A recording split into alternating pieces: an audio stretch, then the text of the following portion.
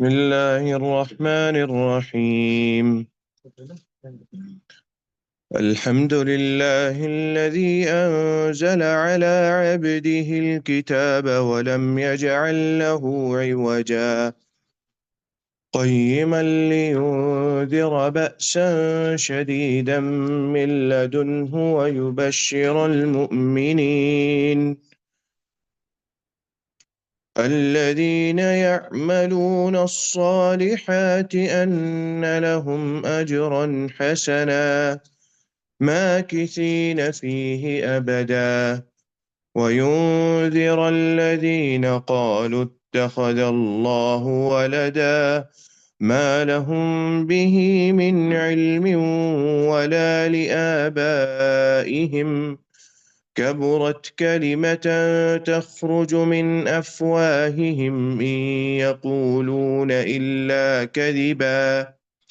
فلعلك باخع نفسك على آثارهم إن لم يؤمنوا بهذا الحديث أسفا إنا جعلنا ما على الأرض زينة لها لنبلوهم أيهم أحسن عملا وإنا لجاعلون ما عليها صعيدا جرزا أم حسبت أن أصحاب الكهف والرقيم كانوا من آياتنا عجبا إذ أوى الفتية إلى الكهف فقالوا ربنا آتنا من لدنك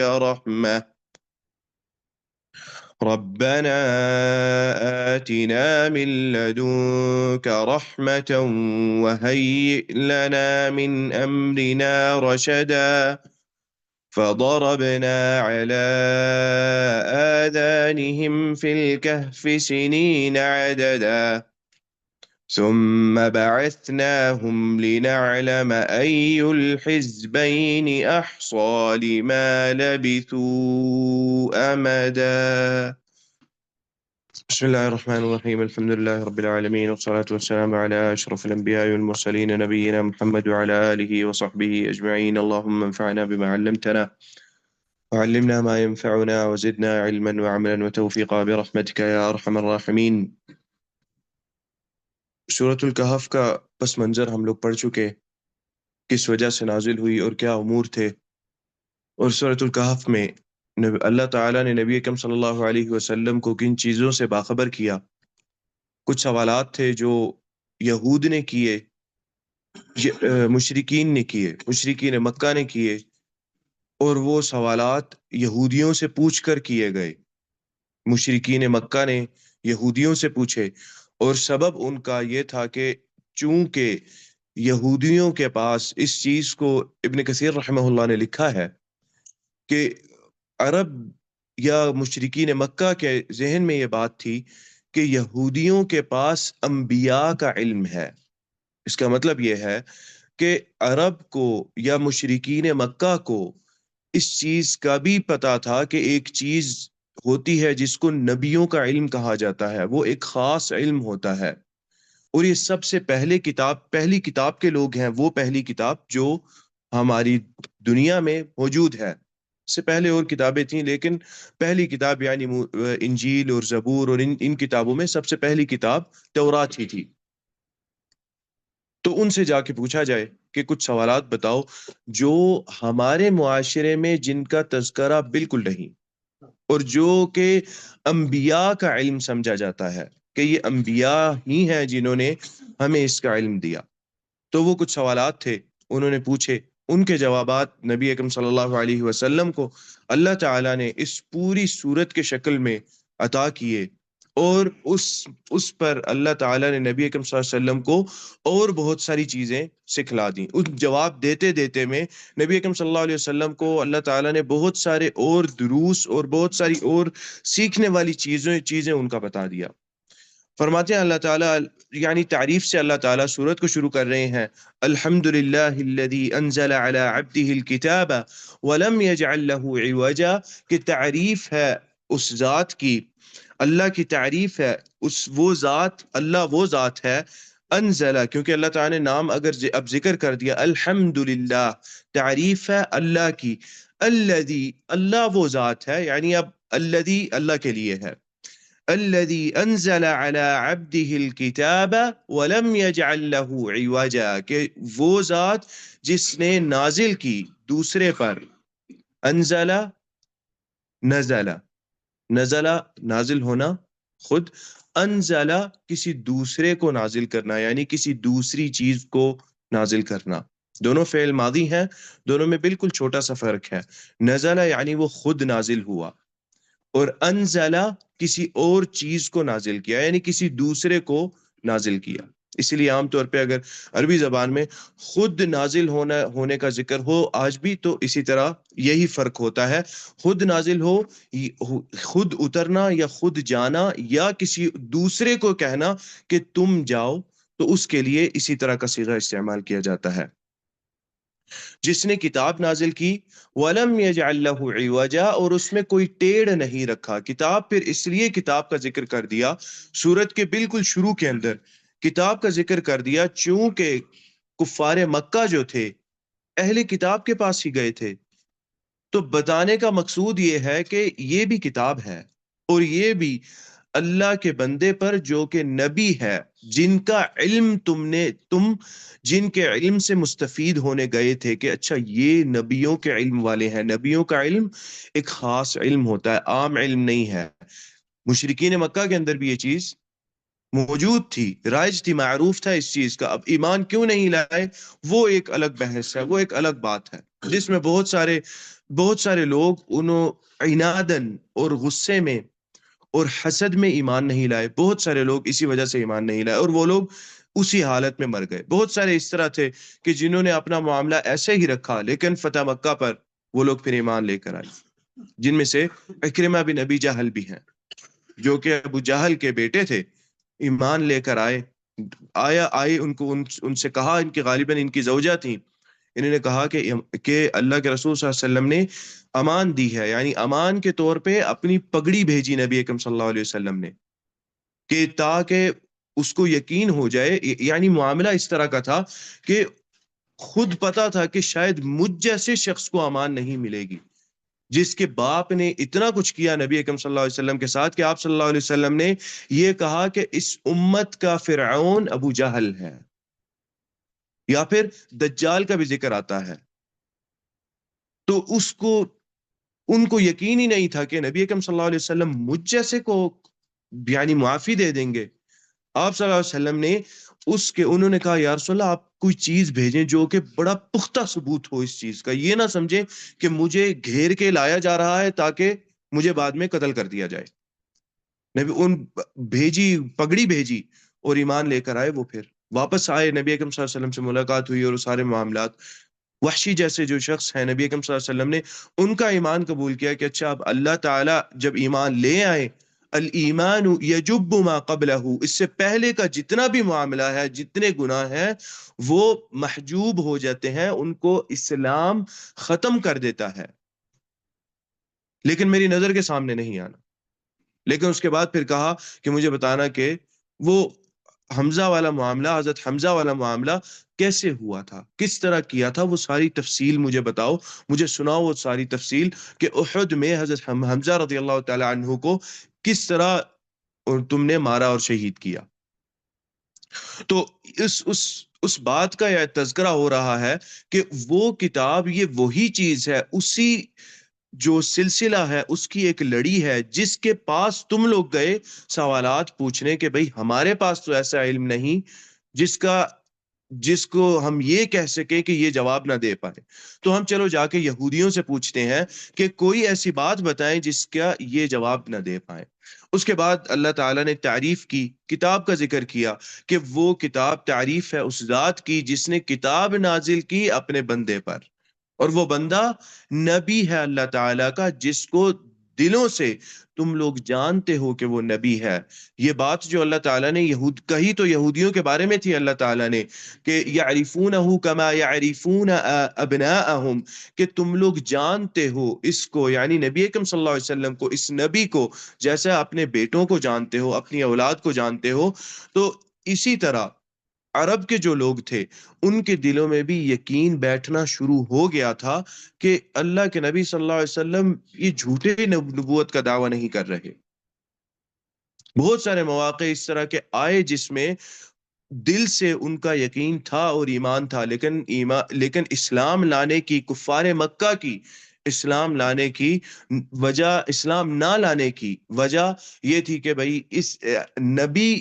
محمد صلی اللہ علیہ وسلم کو کیوں اختیار کیا؟ کیا اللہ تعالیٰ کو ان دو بستیوں میں سے کوئی اور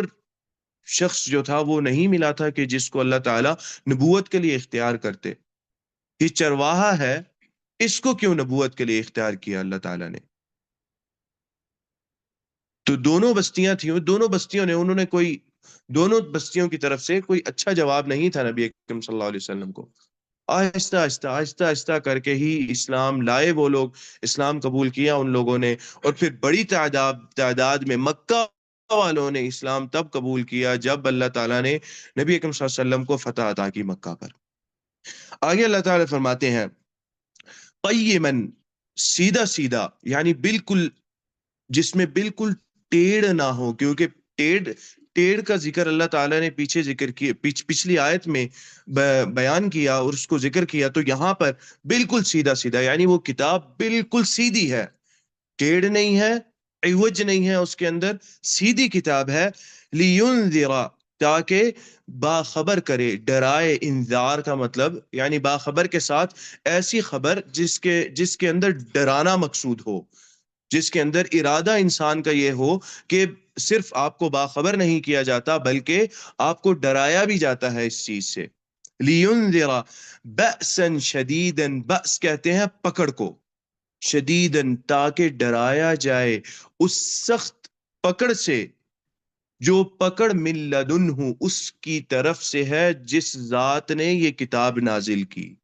ہاں کی ضمیر من لدنہ یہ اللہ تعالی کی طرف سے ہے. من لدن کا مطلب ہے اس کی طرف، اور ہو کی ضمیر اللہ تعالیٰ کی طرف لوٹ رہی ہے، تو من لدنہ یعنی جو نازل ہوئی اللہ کی طرف سے، اس ذات کی طرف سے جس ذات نے یہ کتاب نازل کی. اس ذات نے یہ وعدہ کیا ہے کہ اگر سیدھے راستے پہ نہیں ہوں گے تو شدید عذاب ہوگا. یہاں پر ڈرایا بھی جا رہا ہے ان کو کہ اس طرح کے سوالات کی ضرورت کیا ہے، کس وجہ سے یہ سوالات کیے جا رہے ہیں. دوسری اور کیا دوسری نشانیاں نہیں ہیں؟ بہت ساری دوسری نشانیاں جن سے تم لوگوں کو خود پتہ چلتا ہے، یعنی نبی اکرم صلی اللہ علیہ وسلم کا صادق اور امین ہونا. کیا نشانی تم لوگوں کے لیے نہیں ہے کہ نبی اکرم صلی اللہ علیہ وسلم جھوٹ نہیں بول رہے؟ تاکہ اللہ تعالی باخبر کریں، ڈرائیں اس شدید عذاب سے جو کہ اللہ کی طرف سے ہوگا. اور اب اللہ تعالیٰ نے یعنی ڈرانا اور خوشخبری دینا دونوں ایک ساتھ اللہ نے بیان کیا یہاں پر، جو کہ قرآن کا ایک عام اسلوب ہے. وَيُبَشِّرَ الْمُؤْمِنِينَ، اور جو کہ بشارت، یعنی وہ کتاب جو بالکل سیدھی ہے لیکن غلط کرنے والوں کو ڈراتی ہے، اچھا کرنے والوں کو خوشخبری دیتی ہے. وَيُبَشِّرَ، اور بشارت دیتی ہے، یعنی وہ کتاب. وَيُبَشِّرَ الْمُؤْمِنِينَ، یا پھر یہ کہہ سکتے ہیں کہ وہ اللہ کی وہ ذات ہے جو بشارت دے رہی ہے مؤمنین کو. الَّذِينَ يَعْمَلُونَ الصَّالِحَاتِ، مومنین کون لوگ ہیں؟ وہ یعملون جو عمل کرتے ہیں، صالحات نیک، صرف عمل نہیں ہے بلکہ نیک عمل ہے. اور ان کے لیے کیا ہے؟ ان لہم، بے شک ان کے لیے، یعنی یہ ان ضرور بے ضرور کے معنی میں آتا ہے کہ ہوگا ہی، یعنی اس کے اندر کوئی شک نہیں ہے کہ اگر مؤمن ہے تو نیک اعمال کر کے ہوں گے مؤمن، اور اگر نیک اعمال کر کے مومن ہوں گے تو ان لہم، تو ضرور بے ضرور ان کے لیے اجرا حسنا، بہت بہت اچھا اور نیک اجر ہے ان کے لیے، ان کی نیکی کا بڑا بہترین اجر اللہ تعالیٰ ان کو عطا کریں گے. یعنی یہاں پر مومن ہونے کا جو اللہ تعالیٰ نے ایک چیز بیان کی وہ یہ ہے کہ ہم عمل بھی کریں. صرف زبان سے اقرار اقرار وہ ایمان نہیں ہوگا، وہ انسان کو ایمان کے درجے تک نہیں لے کر جائے گا. ایمان ایمان کے ساتھ جو کہ ہمارے دل کی تصدیق ہے اور زبان کا اقرار ہے، اس کے ساتھ ہمارے عمل کی بھی ضرورت ہے.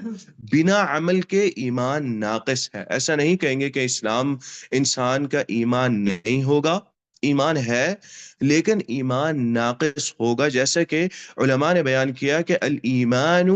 یزید و ینقص، ایمان زیادہ ہوتا ہے اور ایمان انسان کا کم بھی ہوتا ہے. یزید بالطاعت، نیک اعمال کرنے سے زیادہ ہوتا ہے. وینقص بالمعصیت، اگر انسان معصیت کرے تو اس کے ایمان میں کمی آتی ہے. گناہ اگر انسان کرے تو ایمان کے اندر کمی آتی ہے، اور جب ایمان میں کمی آتی ہے جو کہ گناہوں کی وجہ سے ہے تو صالحات جو ہیں ان کی لذت انسان کی ختم ہوتی ہے، ان صالحات کا اخلاص انسان کے اندر سے ختم ہو جاتا ہے، جو کہ سب سے اہم چیز ہے. انسان کوئی بھی نیک عمل کر رہا ہو، اس کے لیے انسان کا حضور قلب اور انسان کا اخلاص، یہ دو چیزیں سب سے ضروری ہیں. انسان کو اگر اس انداز کی، اس طرح کی لذت چاہیے جو لذت ہم جس کے متعلق پڑھتے ہیں صحابہ کرام کے بارے میں اور علماء اور سلف کے بارے میں، عام طور پہ یا مسلمانوں کے بارے میں پڑھا جاتا ہے کہ مسلمان کس طرح عبادات کیا کرتے تھے، وہ دو چیزیں انسان اپنے اندر پیدا کر لے: حضور قلب اور انسان اخلاص رکھے. یعنی آپ کا دل حاضر ہو اس عبادت کے اندر، اس عمل کے اندر، وہ عمل جو ہم کر رہے ہیں، تاکہ انسان مؤمنین کے اندر آئے اور اخلاص ہو، وہ خالصتاً اللہ تعالیٰ کے لیے وہ عمل ہو، تاکہ ایسی بات نہ ہو کہ پیشانی پہ نشان ہو لیکن عمل قبول نہیں تھا، عمل قابل قبول نہیں تھا. عمل ایسا تھا جس کے بارے میں نبی اکرم صلی اللہ علیہ وسلم نے ارشاد فرمایا کہ انسان کھڑا ہوتا ہے نماز کے لیے، نماز کی نیت سے کھڑا ہوتا ہے، محسوس یہ کرتا ہے کہ مجھے کوئی دیکھ رہا ہے تو اپنی نماز کو اس کی وجہ سے خوبصورت بناتا ہے. یا پھر نماز کو حدیث کے اندر جو لفظ آتا ہے فَيُطِيلُ صَلَاتَهُ، تو نماز کو خوبصورت نہیں بلکہ لمبا کرتا ہے کسی کے وجود کی وجہ سے. یہاں پر اس سے ایک اور بات پتہ چلتی ہے کہ انسان منفرد، الگ، اکیلا جس طرح نماز پڑھتا ہے، اگر انسان کو موقع ملے یا لوگ انسان کو آگے کر دیں جماعت کے لیے، تو انسان اپنی اس منفرد نماز اور اس نماز کے اندر بہت زیادہ فرق نہ ڈال دے کہ یہ والی تو بہت خوبصورت اور طویل اور بڑی اچھی انداز سے ہو، اور جو انسان کی اکیلے نماز ہے، جیسے کہ انسان کی نماز کوئی چھوٹ گئی ہے یا نماز انسان کو منفرد طور پہ الگ سے کہیں پڑھنی پڑ گئی ہے، یا سفر میں انسان نماز پڑھ رہا ہے، انسان کی وہ نماز تو مختلف ہو اور ایک مختلف انداز سے، مختلف طریقے سے ہو، لیکن وہ نماز جو انسان پھر آگے کر دیا گیا یا انسان ویسے پڑھانے کے لیے انسان کو کہا گیا، وہ نماز انسان کی پھر نہایت خوبصورت نماز ہو. انسان معاملات کو پھر برابر رکھے.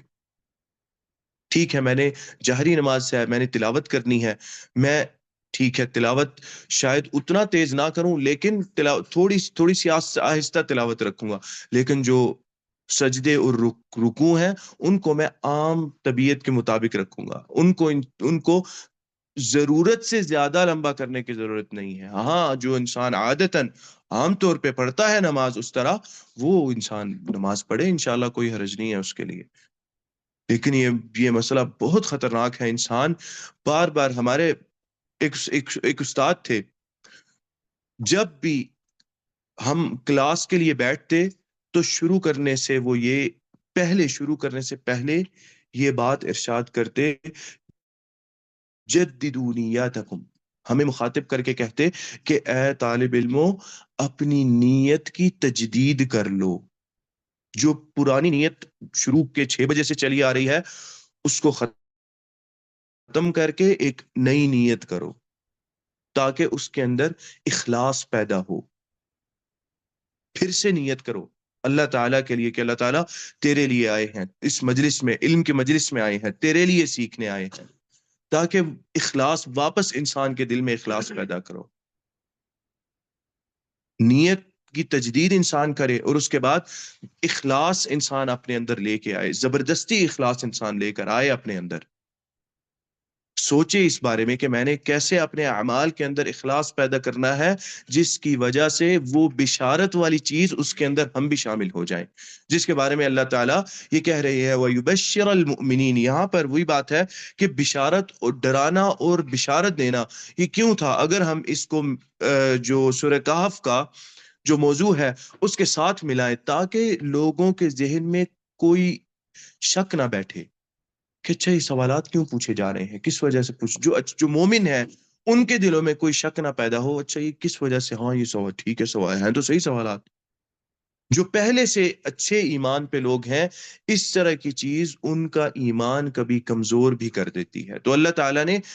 مقدمتاً تمہید اللہ تعالیٰ باندھ رہے ہیں کہ پہلے جواب دینے سے پہلے جو سوالات انہوں نے کیے، چونکہ، اور یہ تمہید باندھنے کی وجہ بھی یہ تھی کہ جب سوالات انہوں نے کیے، نبی اکرم صلی اللہ علیہ وسلم نے وعدہ کیا کہ میں کل تم لوگوں کو جواب دوں گا۔ نبی اکرم صلی اللہ علیہ وسلم کو اس اس اس سوال کے بعد 15 دن بعد یہ صورت نازل ہوئی۔ نبی اکرم صلی اللہ علیہ وسلم بڑی ایک طرح سے تکلیف اور مشکل میں رہے، تو مومن بھی جو تھے ان کے دلوں کے اندر بھی کوئی اس طرح کی شاید ایسی، یعنی ایسا نہ ہو کہ مومنوں کے دل میں کوئی بات پیدا ہو جائے۔ نبی اکرم صلی اللہ علیہ وسلم کو دونوں چیزوں کا ڈر تھا، کہیں مسلمان کسی تھوڑے سے شک میں نہ پڑ جائیں۔ جب اس طرح کا فتنے کا معاملہ رہتا ہے تو انسان کو اپنے ایمان کا بھی علم نہیں اس کو علم ہوتا کہ میرا ایمان کس جہت میں، کس طرف میرا ایمان چلا جائے گا۔ اسی لیے نبی اکرم صلی اللہ علیہ وسلم دعا سکھا کر گئے، یا مقلب القلوب ثبت قلبی علی دینک، اے دلوں کے پھیرنے والے ہمارے دل کو دین پر ثابت قدم کر دے،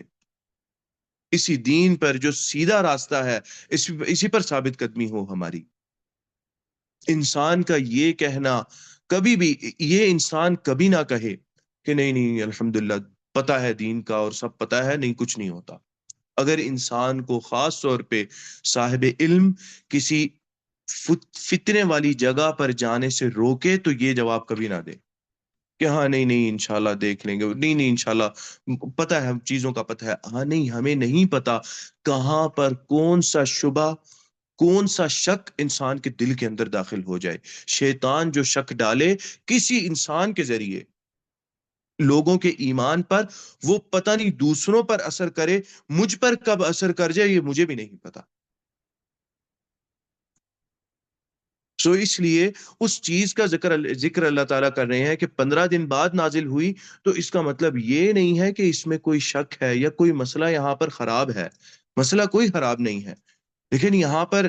کچھ مومن لوگ، مسلمان جو ہیں ان کے لیے بھی کچھ تعلیم ہے، اور جو دوسرے لوگ ہیں وہ تو ویسے ہی سیکھنا چاہتے ہیں، اور ان کا یعنی وہ ویسے ہی نبی اکرم صلی اللہ علیہ وسلم سے سوالات کر رہے ہیں کہ بھئی بتائیں آپ صلی اللہ علیہ وسلم اگر آپ سچے ہیں۔ آگے اللہ تعالیٰ فرماتے ہیں ماکثین فیہ ابدا، وہ رہیں گے فیہ اس میں ابدا ہمیشہ ہمیشہ، یعنی اس خوبصورت اجر کے اندر، جو اجرن حسنہ والی بات ہے، اس خوبصورت اجر کے اندر مکثا، عربی کے اندر مکثا کا مطلب ہوتا ہے کہیں پر رہ جانا یا کہیں پر ہونا۔ سو ماکثین وہ رہیں گے اس میں، اسم فاعل ہو جائے گا، یہ ماکثین فاعلین کے وزن پہ ہے، ماکثین وہ رہیں گے اس میں، فیہ اس میں، یعنی اس اجر کے اندر جو اجرن حسنہ ہے، ابدا ہمیشہ کے لیے، وہ اجر ختم ہونے والا نہیں ہوگا۔ یعنی تسلی ہے ایمان والوں کے لیے، مسلمانوں کے لیے کہ اچھا ٹھیک ہے، اگر تھوڑی دیر سے وحی نازل ہوئی ہے، جوابات تھوڑی دیر سے ملے، اس میں کوئی حرج نہیں ہے۔ تسلی اللہ تعالیٰ دے رہے ہیں کہ ایمان والوں کے لیے اجر ہی اجر ہے، چونکہ اس طرح کا جو کفار ہے اس طرح کے معاملات کے اندر ہمیشہ ایک راہ جو ہے وہ پکڑتے ہیں، اور وہ راہ کیا ہے؟ تنگ کرنے والی، کہ اچھا دیکھو تم لوگ تو یہ کہتے ہو، تم لوگ تو اس طرح کہتے ہو، یہ دیکھو تمہارا دین اس طرح ہے، یہ تمہارا ایمان اس طرح ہے۔ اگر کوئی صاحب علم جواب دینے میں تاخیر کرے تو مسلمانوں کو بھی وہی عمل اسی چیز پر رہنا چاہیے جس پر صحابہ کرام نبی اکرم صلی اللہ علیہ وسلم کے ساتھ رہے تھے، کہ اب ایمان لائے ہیں نبی اکرم صلی اللہ علیہ وسلم پر، تو اگر تاخیر ہو رہی ہے تو ہم نے شک اپنے دل میں نہیں پیدا کرنا۔ اسی لیے ایمان کی اگر اور صداقت کی اگر مثال دی جاتی ہے تو حضرت ابو بکر رضی اللہ تعالیٰ عنہ کی دی جاتی ہے، کہ جب آپ صلی اللہ علیہ وسلم کو ایسا نام حضرت آپ صلی اللہ علیہ وسلم کے متعلق لوگوں نے حضرت ابو بکر کو جا کے ایسا ناممکن واقعہ بتایا، ایسی ناممکن چیز بتائی، تو حضرت ابو بکر رضی اللہ تعالی عنہ نے یہ بات کہی کہ ان کان قد قالہ فقد صدق، اگر یہ بات جو تم کہہ رہے ہو اللہ کے نبی صلی اللہ علیہ وسلم نے کہہ دی تو فقط صدق، اس کے بجائے کہ میں جا کر پوچھوں کہ کیا یہ اس طرح ہے اور اس کے بعد ایمان لاؤں، وہ یہیں کھڑے کھڑے کہہ دیا کہ وہ انہوں نے سچ بولا ہے، وہ کبھی جھوٹ بولتے ہی نہیں۔ اگر جو تم اگر جھوٹ نہیں بول رہے، تم اگر نبی اکرم صلی اللہ علیہ وسلم کے بارے میں کوئی تہمت نہیں لگا رہے، اگر تم سچی بات کر رہے ہو تو آپ صلی اللہ علیہ وسلم کبھی جھوٹ نہیں بولتے، میں اس پہ ایمان لاتا ہوں۔ یہ چھوٹی چیز نہیں تھی، اسی لیے یعنی کوئی عالم ہے، کوئی صاحب علم ہے، اگر اس سے کوئی اس طرح کا سوال کیا جائے جو مشکل سوال ہو اور جواب میں تاخیر ہو، تو اس کا مطلب یہ نہیں کہ جس دین پر، جس ایمان پر یا جس سوچ پر ہم ہیں وہ سوچ تو شاید غلط ہے، چونکہ جواب کے اندر تاخیر ہو رہی ہے، جواب لیٹ آ رہا ہے۔ جواب تو نبی اکرم صلی اللہ علیہ وسلم سے بھی مؤخر بہت سارے جواب ہیں جو نبی اکرم صلی اللہ علیہ وسلم نے نہیں فوراً دیے، انتظار کیا، کس چیز کا؟ علم کا انتظار کیا، شاید کہ وہ صاحب علم کسی سے مشورہ کرنا چاہتے ہیں، یا صاحب علم وہ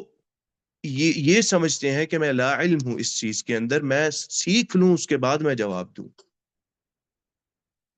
اور یہ انسان کی اچھائی کی دلیل ہے۔ ہم یہ نہ سوچنا شروع کریں کہ نہیں نہیں یہ تو اس کے پاس تو کوئی علم ہی نہیں ہے، نہیں، جو ہر وقت ہر جواب کا فوراً جواب دینا شروع کر دے اس کے بارے میں سوچیں کہ شاید یہ کچھ کوئی چیز ٹھیک نہیں لگتی۔ امام مالک رحمہ اللہ، عراق سے آدمی آیا، آ کے اس نے پوچھا، سوالات کیے، 40 سوال کیے، ایک سوال کا جواب دیا اور باقی سوالات میں کہا کہ مجھے علم نہیں ہے، لا اعلم، اللہ اعلم، اللہ اعلم کا جواب دیا۔ اس نے کہا کہ اے امام، میں عراق سے چل کے آیا ہوں اہل عراق کے سوالات لے کر، آپ مجھے کہہ رہے ہیں اللہ اعلم؟ یہ کیسی بات ہے یہ؟ انہوں نے کہا کہ ہاں، جاؤ اور اہل عراق کو جا کے کہہ دو کہ میں نے ان سے سوالات کیے اور انہوں نے مجھے ایک کا جواب دیا، باقی میں انہوں نے اللہ اعلم کہا۔ کہتے ہیں اسی طرح کہہ دوں، اسی طرح کہہ دو جا کے۔ یہ ان کی کثرت علم کی دلیل تھی۔ علم جتنا کثیر ہوگا اتنا انسان علم کے جواب دینے میں محتاط رہے گا، اور جتنا قلیل ہوگا اتنی ہی انسان کی احتیاط ختم ہوگی، کم ہوگی علم کے مطابق ان جوابات کے بارے میں۔ اللہ تعالیٰ فرماتے ہیں لیکن بہت ساری چیزیں ہیں، دین کا علم انسان کبھی شہرت کے لیے نہیں حاصل کرتا، کبھی دین کا علم انسان ضروری نہیں ہے کہ سکھائے، اصل دین کا علم حاصل کرنا انسان کا مقصد جو ہے وہ انسان کے اپنی ذات کے لیے ہے، تاکہ میں اپنی ذات کی اصلاح کر سکوں۔ اصل مقصد انسان کی ذات کی اصلاح ہے۔ اگر اس کے ساتھ ذات کی اصلاح کے ساتھ انسان کو اللہ تعالیٰ موقع دیں کہ انسان آگے بڑھ کے سکھائے، تو بہت ساری چیزوں کا خیال رکھنا ہے انسان نے، جن میں سے ایک چیز یہ بھی ہے کہ نبی اکرم صلی اللہ علیہ وسلم نے بھی انتظار کیا، آپ صلی اللہ علیہ وسلم نے بھی جواب اپنی طرف سے کوئی جواب نہیں دیا آپ صلی اللہ علیہ وسلم نے۔ ایسی بات نہیں کہ آپ صلی اللہ علیہ وسلم کو علم آپ صلی اللہ علیہ وسلم کا کم تھا، علم آپ صلی اللہ علیہ وسلم کا بہت تھا، لیکن جہاں پر آپ صلی اللہ علیہ وسلم کو یہ محسوس ہوا کہ یہاں پر مجھے ضرورت ہے سمجھنے کی کوئی بات، آپ صلی اللہ علیہ وسلم نے مشرکین کے بھی سوالات کے جواب ان کو بھی مؤخر کر دیا۔ یہاں تک کہ وحی نازل ہوئی، آپ صلی اللہ علیہ وسلم کے پاس علم آیا، اس کے بعد نبی اکرم صلی اللہ علیہ وسلم نے جواب دیا، تو اللہ تعالیٰ نے پھر تسلی بھی دی مسلمانوں کو، اور اس چیز میں وہ اجر حسنہ والی بات ہے نا، تو وہ اس چیز کے اندر بھی ہے کہ اے مسلمانوں، جس چیز پر صبر کیا تو یاد رکھو ایمان کے اندر داخل ہوگے اور اجر حسنہ والی بات آئے گی تم لوگوں کے لیے۔ اس اس چیز پر بھی صبر کرنے کا انسان کے لیے دوہرا اجر ہوگا، کیونکہ یہ ایک تکلیف دہ چیز ہوتی ہے۔ انسان کو پتا ہو کہ بات حق ہے، لیکن اس حق بات کی انسان کو ثابت کرنے کی اس وقت کوئی دلیل نہ ہو انسان کے پاس، یہ بہت تکلیف دہ چیز ہوتی ہے، اور اس وقت انسان خاموش رہے، انسان کے علم کی دلیل ہے۔ شیخ ابن باز رحمہ اللہ کے بارے میں ان کے کچھ طلبہ یہ کہا کرتے تھے کہ کبھی بہت بڑی مجلس ہوتی، اور وہی بات ہے، وہ محسوس کرتے ایسی چیز کو، تو کسی ایسے سوال کے بارے میں اللہ عالم کہہ کے جواب دیتے جو کہ ایک عام طالب علم جواب دے سکتا ہوتا۔ کہتے ہیں ان کے اسٹوڈنٹس کہتے ہیں ہمیں تعجب ہوتا کہ یہ تو عام سا سوال تھا، اس کے بارے میں کیوں اللہ عالم کہا ہے انہوں نے۔ کہتے ہیں کچھ خاص طلبہ کے ساتھ، مجالس کے ساتھ انہوں نے اس چیز کو ذکر کیا کہ میں یہ چاہتا ہوں کہ طلبہ سیکھیں اس چیز کو، یہ نہ سمجھے کہ میں ہی سب کچھ ہوں اور سارا علم ادھر ہی ہے، علم بہت ہے، ہمارے پاس کچھ بھی علم نہیں ہے۔ اور اس چیز کا بھی جواب سورہ کہف کے اندر اللہ تعالیٰ نے دیا، کیونکہ ان سوالات میں سے ایک سوال کفار مکہ کا یہ بھی تھا، یعنی وہ ایک فرد کے بارے میں، ایک شخص کے بارے میں جو کہ ایک بڑا عجیب واقعہ ہے، اس شخص کے بارے میں بتاؤ۔ پھر انہوں نے جو سوالات کیے اصحاب کہف کے متعلق، حضرت موسیٰ اور خضر علیہ السلام کے بارے میں اور ذوالقرنین کے بارے میں، ایک اور روایت ہے اس میں آتا ہے ذوالقرنین کی جگہ روح کے بارے میں سوال کیا۔ وَيَسْأَلُونَكَ عَنِ الرُّوحِ قُلِ الرُّوحُ مِنْ أَمْرِ رَبِّي وَمَا أُوتِيتُم مِّنَ الْعِلْمِ إِلَّا قَلِيلًا۔ روح کے بارے میں بتائیں، روح کیا ہے؟ وہ میرے امر اور مجھ سے ہے، وہ روح یعنی اللہ تعالیٰ نے کہا، کیونکہ اللہ تعالیٰ پھونکتے ہیں، اور جو علم تم دیے گئے ہو، وَمَا أُوتِيتُم مِّنَ الْعِلْمِ إِلَّا قَلِيلًا، جو علم دیے گئے ہو وہ کچھ نہیں ہے سوائے اس کے کہ وہ بہت ہی تھوڑا علم ہے، اور اس چیز پر ہم نے ایمان اور یقین رکھنا ہے اپنا۔ اللہ تعالیٰ آگے فرماتے ہیں وَيُنذِرَ الَّذِينَ، اچھا اب یہاں پر مشرکین کی اللہ تعالیٰ مذمت کر رہے ہیں کہ یہ لوگ ٹھیک لوگ نہیں ہیں۔ ہاں سوالات انہوں نے پوچھے، ان کا جواب اگر دیر سے آیا تو یہ نہ سمجھیں کہ یہ لوگ شاید یہ پھر ٹھیک ہیں زیادہ۔ اللہ تعالیٰ ڈراتے ہیں وَيُنذِرَ، اور ڈراتے ہیں کون؟ اللہ تعالیٰ ڈراتے ہیں الَّذِينَ، ان لوگوں کو، قالوا جنہوں نے کہا، قالوا اتخذ اللہ ولدا، جنہوں نے یہ کہا کہ اللہ تعالیٰ کا، ہم اللہ تعالیٰ کے لیے ایک بیٹا رکھ لیتے ہیں۔ اور اس کے اندر کون کون آتا ہے؟ عیسائی آتے ہیں جنہوں نے یہ کہا کہ عیسیٰ جو ہیں اللہ تعالیٰ کے بیٹے ہیں، نعوذ باللہ۔ یہود آتے ہیں جنہوں نے یہ کہا کہ عزیر علیہ السلام اللہ تعالیٰ کے بیٹے ہیں۔ اور اس کے بعد پھر جو مشرکین عرب ہیں وہ بھی اس کے اندر آتے ہیں، قالوا اتخذ اللہ ولدا کے اندر مشرکین عرب بھی آتے ہیں، کیونکہ عرب والے کیا کہتے تھے؟ انہوں نے بیٹا نہیں بنایا، لیکن وہ یہ کہتے تھے کہ الملائکۃ بنات اللہ، کہ جو وہ فرشتے ہیں وہ اللہ کی کیا ہیں؟ بیٹیاں۔ اور اس بارے میں بھی ایک طرح سے اللہ تعالیٰ نے ان کی مذمت کی، کیونکہ وہ بیٹیوں کو برا سمجھتے تھے۔ تو اللہ تعالیٰ نے یہ کہا کہ اچھا بیٹیوں کی نسبت جو بری چیز تھی، اس کی اصل میں تو یہ نسبت ہی غلط ہے، لیکن نسبت بھی ایک ایسی جو بری تمہارے مطابق تھی،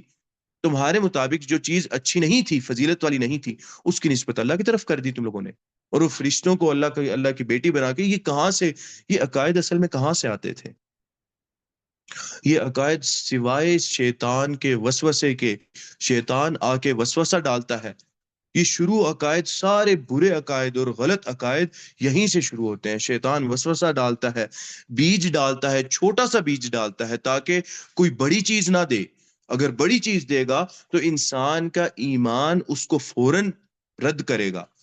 چھوٹی سی چیز دے، اس چھوٹی سی چیز سے وہ شرک کے معاملات شروع ہوتے ہیں. ایمان کے خلل والے معاملات وہ چھوٹی سی چیز سے ہی شروع ہوتے ہیں کہ انسان کے ذہن میں وسوسہ آتا ہے کیونکہ اس چیز کی کوئی ضرورت ہی نہیں ہے. یعنی فرشتوں کو اللہ کی بیٹی بنانے کی کوئی ضرورت ہی نہیں تھی، بس ایسے ہی پکڑ کے اللہ کی بیٹی بنا دیا.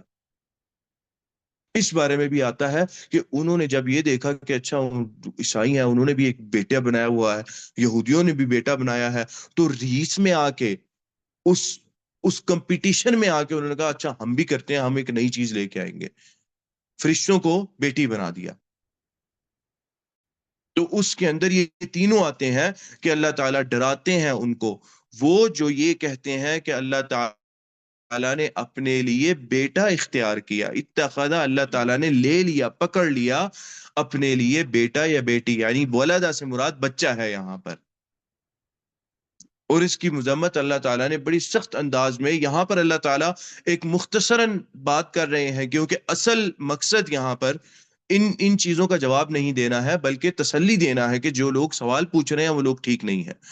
اے مومنو، یہ ذہن میں رکھو کہ وہ لوگ غلط ہیں، وہ لوگ شرک پر ہیں. سوالات انہوں نے کیے ہیں، وہ کہیں سے پوچھ کے آئے ہیں، جواب دیر سے آ رہا ہے تو یہ نہ سمجھا جائے کہ شاید یہ لوگ تو غالباً ٹھیک ہوں گے. اور اس چیز کا جو ولد والی چیز ہے، اس چیز کا جواب اللہ تعالیٰ نے سورہ مریم کے اندر دیا کہ تکاد السماوات، معروف آیات ہیں کہ زمین جو ہے وہ پھٹ جائے اور آسمان پھٹ جائے. اس بات یعنی اس بات کی وجہ سے یہ اتنا عظیم کہ یہ اتنا عظیم گناہ ہے، اتنا بڑا گناہ ہے کہ انہوں نے یہ کہہ دیا کہ اللہ تعالیٰ نے اپنے لیے کوئی بیٹا اختیار کر لیا ہے. کیا اللہ تعالیٰ کو اس بیٹے کی ضرورت ہے؟ جس سوچ کے ساتھ عرب کے اندر بیٹے کو لیا جاتا تھا، کیا نعوذ باللہ اللہ تعالیٰ اتنے نعوذ باللہ نامکمل ہے ان کے نزدیک کہ اللہ تعالیٰ کو اس سوچ کے تحت ایک بیٹے کی ضرورت ہے؟ سو اس چیز کو اللہ تعالیٰ نے سورہ مریم کے اندر بڑی سختی سے جو ہے اس چیز کا ذکر کیا. یہاں پر اللہ تعالیٰ نے صرف یہ کہا کہ اللہ تعالیٰ ڈراتے ہیں وَيُنذِرَ الَّذِينَ قَالُوا اتَّخَذَ اللَّهُ وَلَدًا، کہ اللہ نے اپنے لیے بیٹا اختیار کیا. آگے اس چیز کے متعلق اللہ تعالیٰ کے بیٹا اختیار کیا کے بارے میں اللہ تعالیٰ فرما رہے ہیں مَا لَهُمْ، نہیں ہے ان کے لیے، بِهِ یعنی اس چیز کے بارے میں، بِهِ کی جو مرجع ضمیر ہے، جو ضمیر لوٹ رہی ہے، یہ اس علم کے بارے میں اور اس چیز کے بارے میں ہے. مَا لَهُمْ بِهِ مِنْ علم، کوئی علم نہیں ہے ان کو اس بارے میں. وَلَا لِآبَائِهِمْ، نہ ہی ان کے آبا و اجداد کو اس چیز کا کوئی علم تھا. کیونکہ اگر آبا و اجداد کا اللہ تعالیٰ نے کیوں ذکر کیا یہاں پر؟ کس وجہ سے اللہ تعالیٰ نے ذکر کیا آبا و اجداد کا؟ بالکل، کیونکہ وہ لوگ یہ کہتے تھے، جب نبی اکرم صلی اللہ علیہ وسلم نے اسلام کے متعلق ان کو بتایا تو انہوں نے نبی اکرم صلی اللہ علیہ وسلم کو دلیل کے طور پہ کیا بات کہی؟ اِنَّا وَجَدْنَا آبَاءَنَا عَلَىٰ أُمَّةٍ وَإِنَّا عَلَىٰ آثَارِهِمْ مُقْتَدُونَ، ہم نے اپنے آبا و اجداد کو اسی دین پر اور اسی چیز پر پایا اور ہم ان کے ہی آثار پر چلنے والے ہیں. یعنی اثر کہتے ہیں جو انسان اپنے قدم کے پیچھے اثرات چھوڑ کے جاتا ہے، اپنے قدم کے جو نشانات چھوڑ کے جاتا ہے، تو ہم انہی کے قدموں پہ اپنے قدم رکھنے والے ہیں، ہم تو نہیں کہیں جانے والے. تو اس چیز کا بھی اللہ تعالیٰ رد کر رہے ہیں کہ اللہ کے نبی یہ بات مومنوں کو بھی بتا دیں کہ یہ بات دلیل نہیں ہوگی اور نہ ہی ان کی اس بات کو بڑی بات سمجھیں، کیونکہ ان کے بھی جو صحابہ کرام ہیں ان کے بھی آبا و اجداد اسی چیز پر تھے، تاکہ اس شک میں نہ پڑ جائیں کہ اچھا ہمارے بھی آبا و اجداد ویسے تھے تو اسی چیز پہ. کہیں دل کے اندر وہ شک نہ پیدا ہو آبا و اجداد والی بات کا. وَلَا لِآبَائِهِمْ، اللہ تعالیٰ نے واضح کہہ دیا کہ یہ بیٹا بناتے ہیں یا بچہ بناتے ہیں. مَا لَهُمْ بِهِ مِنْ علم، ان کے پاس کوئی علم ہی نہیں ہے. یہ سمجھے کہ علم ہے، کسی علم کی بیس پہ انہوں نے یہ بات کہی، یہ چیز کہی، بالکل کسی علم کے بیس پہ نہیں. وَقَالَتِ الْيَهُودُ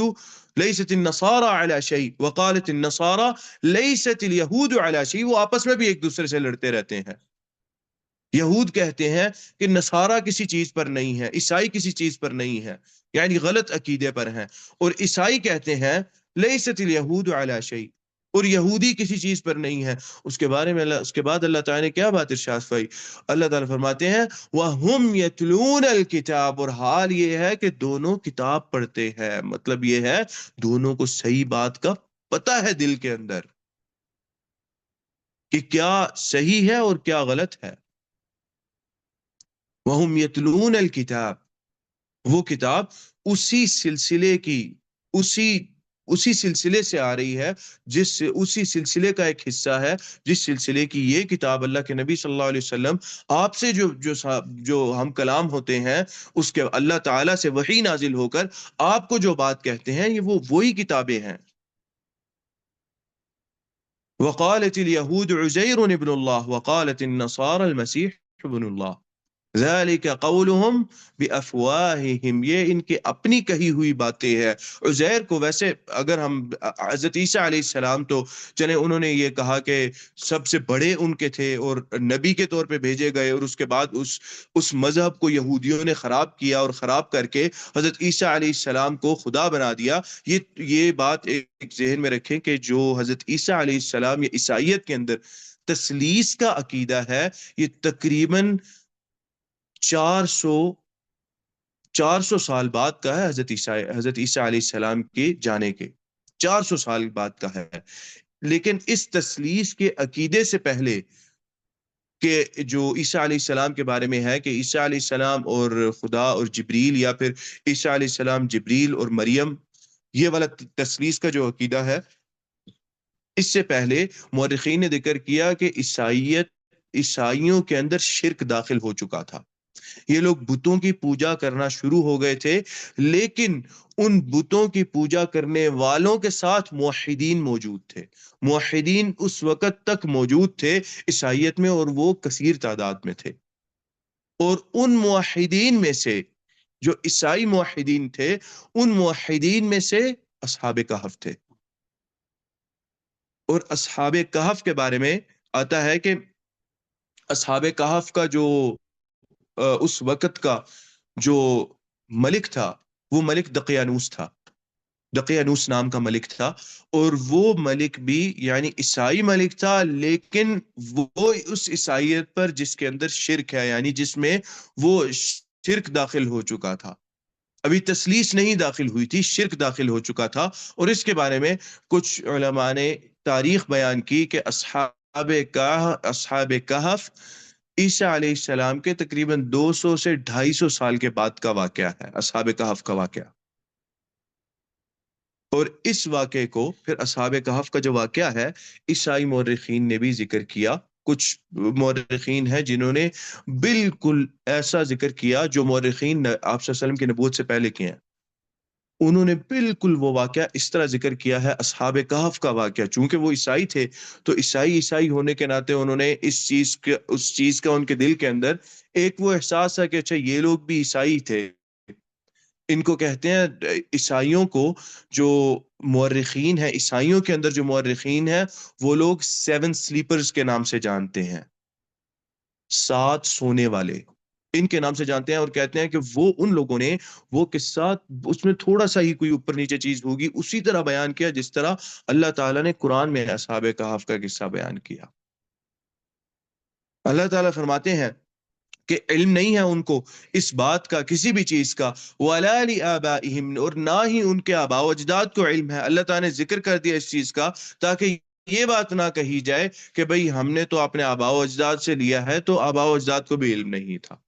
ایسی بات نہ سمجھی جائے کہ ان کے پاس کوئی علم تھا. مطلب یہ ہے کہ کوئی دلیل نہیں ہے ان کے پاس ان کی اس بیٹا اختیار کرنے کی یا بیٹی اختیار کرنے کی اللہ تعالیٰ کے لیے کوئی دلیل نہیں ہے ان کے پاس. بنا کسی دلیل کے، بنا کسی ثبوت کے یہ بات کر رہے ہیں. اس کا مطلب یہ بھی ہو سکتا ہے کہ کسی نبی نے بھی یہ بات نہیں کہی. یہ نہ سمجھا جائے کہ یہ چونکہ انبیاء کا علم ہے ان لوگوں کے پاس تو شاید کسی نبی نے یہ بات کہی ہو. ما لهم به من علم ولا لآبائهم. اس کے بعد فرماتے ہیں کبرت کلمة تخرج من افواہہم ان یقولون الا کذبا. کبرت بہت ہی بڑا ہے، بہت ہی عظیم ہے، کلمتن وہ کلمہ، وہ بات، جو ان کے افواہ تخرج من افواہہم، جو ان کے منہ سے نکلی، جو ان کی زبان سے نکلی، وہ چھوٹی بات نہیں ہے. کبرت کلمتن، یعنی اللہ تعالیٰ سکھا رہے ہیں، بتا رہے ہیں مسلمانوں کو کہ تسلی رکھیں، جو عقیدہ آپ کا ہے، جس مذہب پہ آپ ہے، جس نبی کے ساتھ آپ ہیں، آپ غلط نہیں ہیں. اور ان کی غلطی کو اللہ تعالیٰ بیان کر رہے ہیں، جو ان کے زبان سے بات نکلی، اور وہ بات یہی ولد والی بات ہے کہ اللہ تعالیٰ نے نعوذ باللہ اپنے لیے کوئی بیٹا یا بیٹی اختیار کی. ان یقولون، نہیں وہ کہتے، الا سوائے اس کے، کذبا، جھوٹ. جو بھی وہ بات کرتے ہیں وہ جھوٹ بات ہے، سراسر جھوٹی ہے، ان کے پاس اس کی کوئی دلیل نہیں ہے. ان یہاں پر ان اگر اللہ سے پہلے آ جائے تو اس کا معنی نہیں کا ہوتا. یہاں پر اس لیے اگر ہم ترجمہ کریں گے ان یقولون، تو ہم یہ کہیں گے نہیں وہ کہتے، جو بھی وہ کہتے ہیں، الا سوائے اس کے کہ وہ جھوٹ کہتے ہیں. ان کی بات جو بھی ہے اس چیز کے متعلق، اس عقیدے کے متعلق، وہ ساری جھوٹی بات ہے، کوئی سچی اور ٹھیک بات نہیں ہے. آگے اللہ تعالیٰ نبی اکرم صلی اللہ علیہ وسلم کے بارے میں، آپ صلی اللہ علیہ وسلم کو ایک خاص طور پہ نبی اکرم صلی اللہ علیہ وسلم کو تسلی دے رہے ہیں، تھپکی دے رہے ہیں نبی اکرم صلی اللہ علیہ وسلم کو، لیکن کچھ سمجھانے کے ساتھ. نبی اکرم صلی اللہ علیہ وسلم کو کوئی بات اللہ تعالیٰ سمجھا رہے ہیں، اور وہ بات کیا ہے؟ اللہ تعالیٰ فرماتے ہیں فَلَعَلَّكَ، شاید کہ، اے اللہ کے رسول آپ شاید کہ، باخع نفسک، یعنی ہلاک کر لیں اپنے نفس کو، ختم کر لیں اپنے نفس کو، علی آثارہم، ان کے پیچھے، ان کے آثار کے پیچھے، یعنی ان کے پیچھے دوڑتے ہوئے، جو کفار مکہ ہیں. کفار، وہی بات ہے جو اللہ تعالیٰ، نبی اکرم صلی اللہ علیہ وسلم بہت پریشان رہے، جواب نہیں آ رہا، جواب نہیں آ رہا، جواب نہیں آ رہا. تو اللہ تعالیٰ یہاں پر نبی اکرم صلی اللہ علیہ وسلم کے لیے بھی ایک صبر والی تعلیم تھی کہ آپ صلی اللہ علیہ وسلم کو مدینہ جانا ہے، مدینہ جا کے جو معاملات ہیں آپ صلی اللہ علیہ وسلم کو نہایت صبر کے ساتھ کرنے ہیں. وہ معاملات، ان میں آپ صلی اللہ علیہ وسلم جلد بازی نہیں کر سکتے. ہر چیز میں نبی اکرم صلی اللہ علیہ وسلم کے لیے ایک خاص اللہ تعالیٰ نے درس رکھا. جواب کا لیٹ ہونا اس کے اندر بھی درس تھا، جواب کا مؤخر ہونا اس میں تاخیر، نبی اکرم صلی اللہ علیہ وسلم کے لیے اس میں ایک خاص تعلیم تھی. یہ نہیں تھا کہ صرف نبی اکرم صلی اللہ علیہ وسلم کو بس جو ہے پرکھا جا رہا ہے کہ آپ صلی اللہ علیہ وسلم کس طرح دیکھ کرتے ہیں، کیا کرتے ہیں، بلکہ نبی اکرم صلی اللہ علیہ وسلم کو سکھایا بھی جا رہا ہے، اور وہ صبر سکھایا جا رہا ہے کہ اگر کوئی بات حق کی بات ہے، اس بات پہ اگر انسان کو صبر کرنا پڑے تو انسان ضرور صبر کرے. اور حق کی بات پہ وہی منہ پھیرنے والی بات نہیں ہے. دیکھیں صبر والی مثال ہمیں امام احمد رحمہ اللہ سے بھی ملتی ہے. امام احمد رحمہ اللہ، ان کے جو زمانہ تھا، اس زمانے کے اندر ایک فتنہ کھڑا ہوا تھا خلق القرآن کا، کہ قرآن کو یہ کہا جانے لگ گیا کہ قرآن اللہ کی مخلوق ہے، یہ مخلوق نہیں ہے اللہ تعالیٰ کی. یہ کس وجہ سے کہا جاتا تھا؟ یہ اس وجہ سے کہا جاتا تھا کہ اللہ تعالیٰ کی صفت کلام کا انکار کیا جائے. تو جب صفت کا انکار کیا جائے گا تو اس قرآن کا وجود ہے، قرآن کو کیا کہیں گے؟ تو انہوں نے کہا کہ اچھا، چونکہ اللہ تعالیٰ کی صفت کلام نہیں ہے تو قرآن اللہ کی مخلوق ہے. امام احمد رحمہ اللہ کہا کرتے تھے کہ نہیں، قرآن اللہ کی مخلوق نہیں بلکہ کلام اللہ ہے، اللہ کا کلام ہے،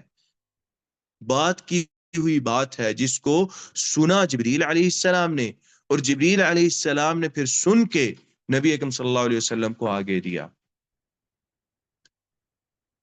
تو یہ والی چیز، اس پر امام احمد رحمہ اللہ نے بہت صبر کیا. امام احمد رحمہ اللہ کو جیل میں ڈالا گیا، بہت کچھ کیا گیا. امام احمد سے بڑے بڑے علماء کہتے رہے، کوڑے پڑتے تھے امام احمد کو، سخت کوڑے جو تھے پڑتے تھے. ان کے بیٹے سے کہا گیا کہ جائیں آپ اپنے والد کو سکھائیں، بتلائیں، کوئی اس طرح کہیں کہ اپنی جان بچانے کے لیے آپ یہ کہہ دیں کہ یہ مخلوق ہے. اور اس طرح کا کچھ علماء نے ہیلا اختیار بھی کیا. کچھ علماء ایسے تھے، ان سے پوچھا گیا، انہوں نے اس وجہ سے اس طرح کا ہیلا اختیار کیا کہ میدان خالی ہو جائے گا اگر سارے کے سارے علماء کو اندر ڈال دیا جائے گا. انہوں نے یہ کہا، انہوں نے کچھ چیزوں کو گنوایا اپنی انگلی پہ اور کہا کہ یہ 5 اللہ کی مخلوق ہیں، مراد یہ تھا کہ یہ 5 انگلیاں، وہ چیزیں اللہ تعالیٰ کی، وہ جن کو گنا رہے تھے ان چیزوں کے بارے میں، یعنی تھوڑا سا ہیلا اختیار کیا، ان کو یہ کہا کہ آپ بھی ہیلا اختیار کریں امام صاحب، یہ تو آپ کو قتل کر دیں گے. تو وہ کہتے تھے کہ میں اس چیز کے بارے میں ہیلا نہیں کوئی اختیار کروں گا، میں صبر کروں گا اس چیز میں. وہ کہا کرتے تھے، کہتے تھے کہ اے امام آپ صرف یہ کہہ دیں کہ وہ مخلوق ہیں. کہتے تھے میں کہوں مخلوق ہیں اور یہ سامنے 4-5 ہزار طالب علم جو تم لوگوں نے لے کے کھڑے رکھے ہیں، جو کہ اپنی قلم لے کے بیٹھے ہیں لکھنے کے لیے، یہ بات کہ امام صاحب نے یہ کہہ دیا، ان کا کیا ہوگا؟ یہ تو سارے زمانے کے لیے یہ ایک خرابی پیدا ہو جائے گی، اور یہ فتنہ ختم ہی اسی وجہ سے ہوا، یہ دبا ہی اسی وجہ سے. امام احمد رحمہ اللہ کے اور باقی بھی علماء تھے، ان کی بھی محنتیں تھیں اور ان کی بھی جو تھیں وہ جہود تھیں، لیکن امام احمد رحمہ اللہ کی اس کے اندر بہت بڑی محنت ہے، بہت بڑی محنت ہے. اس کے ساتھ امام احمد رحمہ اللہ کا جو خلیفہ کے سامنے اس طرح کے جو غلط افکار رکھنے والے لوگ تھے، ان کے ساتھ مکالمات ہوئے، ان کے ساتھ مباحثے ہوئے، تو آخر میں خلیفہ کو یہ بات سمجھ آئی کہ قرآن اللہ تعالیٰ کی مخلوق نہیں بلکہ کلام ہے، اور پھر امام احمد رحمہ اللہ کو آزاد کیا گیا. لیکن یہ بڑے لمبے عرصے بعد ہوا، بہت کئی سالوں کی جو عذاب ہے اور جو مشکلات ہیں ان کو جھیلنے کے بعد ہوا، اس پہ صبر کیا امام احمد رحمہ اللہ نے، اور اس کے بعد یہ بات منتشر ہو گئی کہ قرآن کلام اللہ ہے، مخلوق نہیں ہے. اس چیز پر صبر کیا انہوں نے. تو وہی صبر ہے جس کے بارے میں اللہ تعالیٰ یہاں پر نبی اکرم صلی اللہ علیہ وسلم کو تلقین کر رہے ہیں کہ اے اللہ کے رسول، آپ اپنے آپ کو ہلاک کر لیں گے ان کے پیچھے جس کی کوئی ضرورت نہیں ہے. آپ کا کام کیا ہے؟ آپ کا کام یہ ہے کہ آپ دعوت دیں، ایمان دل میں ڈالنا یہ اللہ تعالیٰ کا کام ہے. یہ بات نبی اکرم صلی اللہ علیہ وسلم کو اللہ تعالیٰ نے ابو طالب کے متعلق بھی کہی تھی کہ اے اللہ کے نبی، آپ کا کام ایمان دل میں ڈالنا نہیں، آپ کا کام دعوت دینا ہے، تبلیغ دینا ہے، ایمان ہمارا کام ہے. وہ اگر ایمان نہیں لاتے تو وہ ان کے اوپر ہوگی بات. اگر اللہ تعالیٰ نے دل نہیں کھولا اور دل کے اندر ایمان نہیں داخل ہوا تو یہ آپ کی ذمہ داری نہیں ہے. نبی اکرم صلی اللہ علیہ وسلم کو وہی تکلیف اسی بات سے تھی. نبی اکرم صلی اللہ علیہ وسلم کو یہ تو میرے اپنے ہیں، اپنوں کو آپ صلی اللہ علیہ وسلم غلط راستے پہ جاتے ہوئے دیکھ رہے تھے، غلط راہ پر، اور تکلیف بھی اس چیز کی تھی کہ اس کا عذاب اور اس کے نتائج نبی اکرم صلی اللہ علیہ وسلم دیکھ چکے تھے، یا آپ صلی اللہ علیہ وسلم نے اگر دیکھے نہیں تو بتلائے جا چکے تھے اس وقت تک. ویسے تو آپ صلی اللہ علیہ وسلم نے دیکھے تھے، اسراء اور معراج پہ آپ صلی اللہ علیہ وسلم تو دیکھ آئے تھے. سوچے نبی اکرم صلی اللہ علیہ وسلم کے لیے کتنی تکلیف والی بات ہوگی کہ وہ والے عذاب ہیں وہ ان کو ملیں گے، یہ میرے اپنے لوگ ہیں، کوئی چچا ہے، کوئی ماما ہے، کوئی کچھ ہے، کوئی کچھ ہے، یہ تو اپنے لوگ ہیں. اسی لیے آپ صلی اللہ علیہ وسلم اپنے آپ کو، یعنی اپنی پوری محنت آپ صلی اللہ علیہ وسلم ان کے پیچھے کر رہے تھے. اب اللہ تعالیٰ نبی اکرم صلی اللہ علیہ وسلم کو بتا رہے ہیں کہ آپ تھوڑا سا اتنا پریشان نہ ہوں، صبر کریں. صبر کی آگے ضرورت ہوگی، جہاں پر اللہ تعالیٰ نبی اکرم صلی اللہ علیہ وسلم کو ایک مستحکم مقام دیں گے، ایک قرار دیں گے، ایک جگہ پر رکنا نصیب ہوگا نبی اکرم صلی اللہ علیہ وسلم کو اچھے طریقے سے، اچھے انداز پہ، وہاں پر بھی صبر کی ضرورت ہوگی. تو فلعلک، شاید کہ آپ باخع یعنی ہلاک کر لیں اپنے آپ کو، علی آثارہم ان کے پیچھے بار بار جاتے ہوئے، یہ کر دیں اللہ تعالیٰ، یہ کر دیں شاید یہ ایمان لے آئے، اس طرح کر دیں شاید یہ ایمان لے آئے، اللہ تعالیٰ اس طرح ہو جائے. اللہ تعالیٰ وہ انہوں نے کہا کہ کچھ چاند کو آپ صلی اللہ علیہ وسلم نے وہ اشارہ کیا اور وہ دلیل مانگتے تھے، آپ صلی اللہ علیہ وسلم نے اشارہ کیا تو وہ آدھا ہو گیا. انہوں نے کہا دیکھو اس کے بجائے کہ وہ ایمان لاتے، انہوں نے کہا دیکھو یہ تو جادوگر ہے، یہ تو ساحر ہے،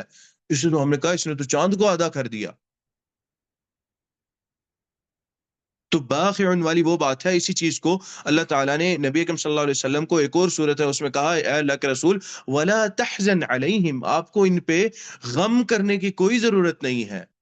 ایمان لانا ہوگا لائیں گے، نہیں لانا ہوگا ایمان نہیں لائیں گے. آپ کے اپنے بھائی اللہ تعالیٰ نے دے دیے، آپ کے اپنے اللہ تعالیٰ نے دے دیے جو تھے ایمان لانے والے لوگ تھے،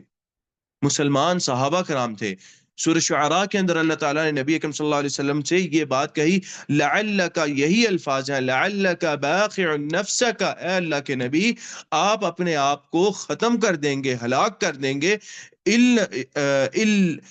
لعلک باخع نفسک الا یکونوا مؤمنین، کہ یہ مومن نہیں ہے، آپ اپنے آپ کو ہلاک کر لیں گے اس چیز کے پیچھے، آپ کو ہلاک کرنے کی ضرورت نہیں ہے۔ یہ صبر سکھایا نبی اکرم صلی اللہ علیہ وسلم کو اللہ تعالیٰ نے، یہ عزیمت سکھائی کہ اچھا ٹھیک ہے اسلام کا معاملہ ہے تو اسلام کے معاملے کے اندر ہم نے جذباتیت سے کام نہیں لینا۔ نبی اکرم صلی اللہ علیہ وسلم کچھ جذباتیت سے کام لے رہے تھے، تربیت آپ اللہ تعالیٰ کرتے رہے، اللہ تعالیٰ پھر نبی اکرم صلی اللہ علیہ وسلم نے صحابہ کرام کی جو تربیت کی اس کی تو کوئی مثال ہی نہیں، ایسی تربیت کی صحابہ کرام کی کہ وہ لوگوں نے یہ بات کہنا شروع کر دی کہ اے محمد آپ نے تو یہ کرنا شروع کر دیا ہے کہ بھائی بھائی سے علیحدہ ہو گیا، بیٹا ماں سے اور باپ سے علیحدہ ہو گیا اور اپنے خاندان سے علیحدہ ہو گیا، اس جذباتیت کو ایمان سے الگ کر دیا، لیکن صلہ رحمی کو اسلام کے اندر رہنے دیا، صلہ رحمی کو ختم نہیں کیا اسلام کے اندر۔ حضرت اسماء رضی اللہ تعالی عنہ آتی ہیں، جو حضرت اسماء رضی اللہ تعالی عنہ آئی نبی اکرم صلی اللہ علیہ وسلم کے پاس، انہوں نے آپ صلی اللہ علیہ وسلم سے پوچھا اللہ کے نبی میری ماں آئی ہیں، سلمان تو نہیں ہے لیکن ان کے ساتھ حسن سلوک سے پیش آؤں، نبی اکرم صلی اللہ علیہ وسلم نے کہا ہاں ان کے ایمان کا معاملہ الگ ہے لیکن حسن سلوک ضرور کرنا ہے، وہ تمہاری والدہ ہیں۔ حضرت اسماء جو کہ حضرت عائشہ کی بڑی بہن تھی، ان کی والدہ ام رومان نہیں تھی، ان کی والدہ کوئی اور تھی۔ ام رومان حضرت عائشہ کی والدہ تھی، حضرت عائشہ اور عبد الرحمن بن ابی بکر جو کہ چھوٹے بھائی تھے حضرت عائشہ رضی اللہ تعالی عنہ کے، ان کی والدہ ام رومان تھی، لیکن حضرت اسماء رضی اللہ تعالی عنہ ان کی والدہ کوئی اور تھی۔ انہوں نے پھر نبی اکرم صلی اللہ علیہ وسلم سے اس چیز کے متعلق سوال کیا تو ایمان کو علیحدہ کیا نبی اکرم صلی اللہ علیہ وسلم نے صلہ رحمی سے، صلہ رحمی کریں گے لیکن ایمان کے معاملے میں جذباتیت کے ساتھ کام نہیں لینا، جذباتی نہیں ہونا ایمان کے معاملے کے اندر۔ اور آپ صلی اللہ علیہ وسلم کو بس بڑی زبردست اللہ تعالیٰ نے آپ صلی اللہ علیہ وسلم کے جو ہے وہ کیا آپ صلی اللہ علیہ وسلم کو کہ آپ صلی اللہ علیہ وسلم یعنی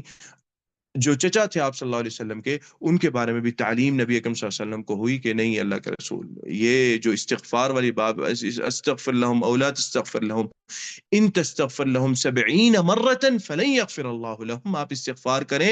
جتنا بھی استغفار کریں گے ان کے لیے 70 مرتبہ بھی آپ استغفار کریں گے تب بھی ان کے لیے مغفرت نہیں ہے اگر وہ شرک کے عقیدے پر مر گئے، اگر وہ اللہ پہ ایمان نہ لاتے ہوئے مرے تو اس کے لیے کوئی مغفرت نہیں ہے۔ حضرت ابراہیم علیہ السلام ان کے والد کے بارے میں کوئی مغفرت نہیں ہوگی، اللہ تعالیٰ چہرہ بدل کے جہنم میں ڈال دیں گے لیکن وہ ان کا جو نتیجہ ہے وہ ایک ہی ہوگا، ایمان نہیں لائے۔ آگے فرماتے ہیں ان لم یؤمنوا، اگر یہ ایمان نہ لائیں، بہذا الحدیث، اس حدیث پر، اس بات پر جو بات اللہ کے نبی کو سکھلائی جا رہی ہے، اسفا، یعنی آگے اسفا سے مراد یہ ہے کہ وہی ہلاک کرنے والے ہیں، اپنے آپ کو پریشان کر دینے والے ہیں کہ بہت زیادہ آپ اس حدیث پہ اگر وہ ایمان نہیں لائے تو آپ اپنے آپ کو ہلاک کرنے والے ہیں، اپنے آپ کو غمگین کر کے، اسفا سے مراد غمگین ہے، یعنی آپ غم سے اپنے آپ کو ہلاک کر لیں گے، کس وجہ سے؟ لم یؤمنوا بہذا الحدیث، کہ انہوں نے اس بات پر وہ ایمان نہیں لائے۔ ایمان دل میں داخل کرنا یہ اللہ تعالیٰ کا معاملہ ہے، اللہ تعالیٰ کا کام ہے۔ نبی اکرم صلی اللہ علیہ وسلم کا جو کام تھا وہ تبلیغ کا اور دعوت کا کام تھا۔ اللہ تعالیٰ سے دعا ہے کہ جو کہا اور جو سنا اللہ تعالیٰ ہمیں اس پر عمل کرنے کی توفیق عطا فرمائے۔ قد قلت ما قلت صوابا فمن اللہ وإن خطأ فمني والشيطان وأستغفر الله إنه كان غفارا۔ الحمد لله رب العالمين الرحمن الرحيم مالك يوم الدين إياك نعبد وإياك نستعين اهدنا الصراط المستقيم صراط الذين أنعمت عليهم غير المغضوب عليهم ولا الضالين آمین۔ بھائی نے ادھر سوال کیا ہے، بس انہوں نے بات کی ہے کہ پریشان ہیں، دعا کریں اللہ تعالیٰ ان کی پریشانی دور فرمائے، اللہ تعالیٰ معاملات ان کے لیے آسان فرمائے، اللہ تعالیٰ سہل کرے، ساری چیزیں سب کچھ سہل کریں۔ ہم اصل میں معاملہ یہ ہے کہ ہم جتنا اپنا تعلق اللہ سے اچھا کریں گے اتنا ہی اللہ تعالیٰ معاملات ہمارے اچھے کریں گے، بہتر کریں گے۔ اور انسان اگر یہ محسوس کرے، یہ کہنے والی بات نہیں ہے، کسی سے انسان یہ کہے نہ، کہ انسان اگر یہ محسوس کرے کہ الحمدللہ اللہ کے فضل سے تعلق کچھ اچھا ہے میرا اللہ تعالیٰ سے، نمازیں اور باقی معاملات، تو اس کو انسان امتحان سمجھے۔ اللہ کے نبی صلی اللہ علیہ وسلم کا بہت خوبصورت تعلق تھا، امتحان نبی کریم صلی اللہ علیہ وسلم کے آئے، اور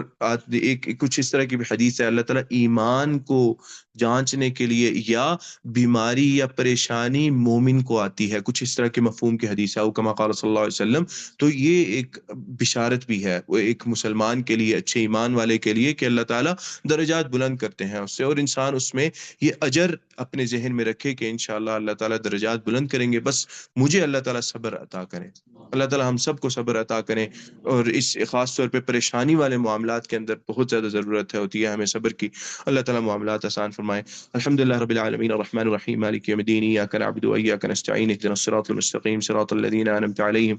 غير المغضوب عليهم ولا الضالين آمين. اللهم اغفر لنا ما قدمنا وما أخرنا وما أسررنا وما أعلنا وما أنت أعلم به منا، أنت المقدم وأنت المؤخر، لا إله إلا أنت. رب ارحمهما كما ربياني صغيرا، رب ارحمهما كما ربياني صغيرا، رب ارحمهما كما ربياني صغيرا. ربنا آتنا في الدنيا حسنة وفي الآخرة حسنة وقنا عذاب النار. ربنا تقبل منا إنك أنت السميع العليم، وتب علينا إنك أنت التواب الرحيم. وصل اللهم وسلم على نبينا محمد وعلى آله وصحبه أجمعين.